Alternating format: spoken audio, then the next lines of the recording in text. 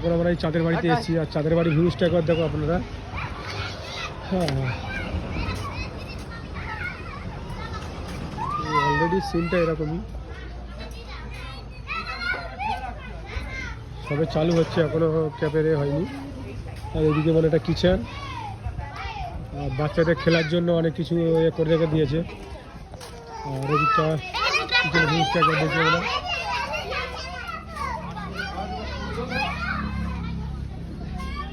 এটা পিছনের হিউজ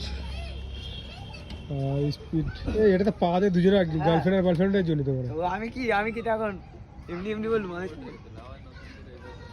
লাগবে নাকি? চলো একটু চলে আসি। এই কষ্টের জিনিস, কি কষ্ট, কি বলো? আর এই জিনিসটা দেখতে পাচ্ছেন তো, যখন কোনো গার্লফ্রেন্ড আসবে তাদের জন্য ছোড়ার জন্য এটা ছোটো মিনি।